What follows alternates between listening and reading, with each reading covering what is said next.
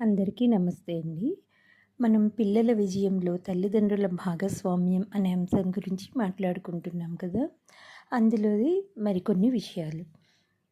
ఏదైనా రంగంలో విజయం సాధించాలంటే చదువు తప్పనిసరి కాదు. పాఠశాల స్థాయి చదువు కూడా పూర్తి చేయని ఎంతోమంది వ్యక్తులు వివిధ రంగాల్లో విశేషంగా రాణిస్తున్నారు కూడా.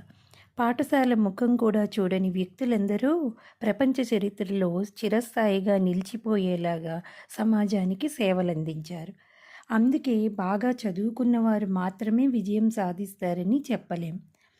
అదే సమయంలో చదువు, విజయం ఈ రెండింటి మధ్య ఎలాంటి సంబంధం లేదని కూడా చెప్పలేం. వ్యక్తి ఆలోచనలకు, తెలివితేటలకు పదును పెట్టే చదువు వల్ల విజయావకాశాలు పెరుగుతాయని పరిశోధకుల అభిప్రాయం. అలాగే చదువు, పుస్తక పరిజ్ఞానం. చదువు అంటే పుస్తకాల నుంచి పొందేది మాత్రమే అనడం సరికాదు. చదువు అనే మాట చాలా విస్తృతార్థంలో వాడతారు. పుస్తక జ్ఞానం ఒక్కటే చదువు కాదు, అది చదువులో ఒక భాగం మాత్రమే. వ్యక్తి తన చుట్టూ ఉన్న సమాజం నుంచి పొందే జ్ఞానం పుస్తక జ్ఞానానికి తోడైతేనే పొందిన దానికి పరిపూర్ణత వస్తుంది, వాస్తవికంగానూ ఉంటుంది. అలాగే పరీక్షలపై కొంతమంది ప్రముఖుల అభిప్రాయాలు ఎలా ఉన్నాయో ఇప్పుడు తెలుసుకుందాం. అమెరికా మాజీ అధ్యక్షుల వారైన విన్స్టన్ చర్చిల్ ఏం చెప్తున్నారంటే, పరీక్షల సమయంలో నాకు ఏం వచ్చునో అనేది తెలుసుకోవటానికి ఉపాధ్యాయులకు ఎలాంటి ఇష్టం ఉండేది కాదు. వారు ఏం తెలియవో వాటి గురించే తెలుసుకోవటానికి ప్రయత్నించేవారు. పరీక్షలు పెట్టి మనం సాధిస్తున్నదల్లా పిల్లల ఆత్మవిశ్వాసాన్ని దెబ్బతీయటము, ఆత్మగౌరవాన్ని బీటలు వారించటము మాత్రమే. మన పరీక్షలు పిల్లలు నేర్చుకుంటున్నారు అనే నమ్మకంతో పెద్దలు పెట్టేవి కావు. అందువల్ల పిల్లలకు కూడా అవి తాము నేర్చుకుంటున్నాం అనే నమ్మకాన్ని పోగొడతాయి. సమాధానం ఇవ్వలేని ప్రతి ప్రశ్న పిల్లల ఆత్మవిశ్వాసాన్ని నీరుగార్చేది. పిల్లలు నేర్చుకున్న దాన్ని తెలుసుకోవాలని పెట్టే ఈ పరీక్షలన్నీ నేర్చుకోని వాటిని గుర్తు చేసి భయపెట్టేవి తప్ప మరొకటి కావు.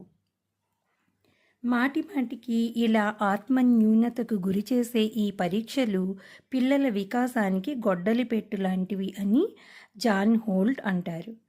ఇంకా ఆయన ఏమంటున్నారంటే, నిరంతరం పరీక్షిస్తున్నందువల్ల పిల్లల ఆత్మవిశ్వాసానికి, ఆత్మగౌరవానికి తీవ్రమైన నష్టం కలుగుతుంది. తాము నేర్చుకోగలమనే సంగతి ఇతరులు నమ్మాలని పిల్లలు కోరుకుంటారు. పరీక్షల వల్ల ఈ నమ్మకానికి అడుగడుగునా అడ్డంకి కలుగుతుంది. పిల్లలు ఏమి నేర్చుకున్నారో పరీక్షించటానికి ప్రయత్నించటం, వాళ్ళు ఏమి నేర్చుకోలేదో ఎత్తి చూపి భయపెట్టే ప్రమాదంగా మారుతుంది. ఇది పిల్లల పట్ల పదే పదే అవిశ్వాసం వ్యక్తం చేయటమే ప్రళయాంతకమవుతుందని కూడా అంటారు. పిల్లలు తమ ఇష్టంతో తాము ఎంచుకున్న కార్యక్రమాలను ప్రదర్శించమని ఎవ్వరూ ఎప్పుడూ అడగరు. పాఠశాలల్లో పరీక్షలు పూర్తిగా వేరే కారణాలతో జరుగుతూ ఉంటాయి. కానీ మనం ఈ కారణాల గురించి పూర్తి విశ్వాసంతో మాట్లాడలేం. మన ఉపాధ్యాయులు మరియు అందరం కూడా పిల్లలు ఎంత నేర్చుకున్నారో తెలుసుకోవటానికే పరీక్షలు నిర్వహిస్తామని చెబుతాం. దాని ద్వారా పిల్లలకు నేర్చుకోవటంలో మరింత తోడ్పాటు అందించవచ్చని చెబుతాం. కానీ ఈ మాట 95% తప్పు. పిల్లలకు పరీక్షలను 2 కారణాలతో నిర్వహిస్తాం. మొదటిది, మనం పిల్లల నుండి ఏం ఆశిస్తున్నామో దానిని బెదిరించి భయపెట్టి వారి చేత చేయించటానికి. రెండోది, పిల్లవాడికి బహుమతి ఇవ్వడానికో లేదా దండించటానికో ఒక ఆధారం దొరుకుతుందని. ఇది శిశువును ప్రారంభ దశలో అణచివేయటానికి ఉద్దేశించిన సూత్రం. పరీక్షల భయంతోనే పిల్లలు హోంవర్క్ చేస్తారు. మంచి మార్కులు తెచ్చుకునే కారణంతోనే కొంతమంది పిల్లలకు బహుమతులను ఇస్తాము. సమాజంలాగే పాఠశాల వ్యవస్థ కూడా లోభత్వం, భయం ఆధారంగానే నడుస్తుంది. పరీక్షలు భయాన్ని పెంచుతాయి, లోభత్వాన్ని పెంపొందిస్తాయని కూడా అంటారు.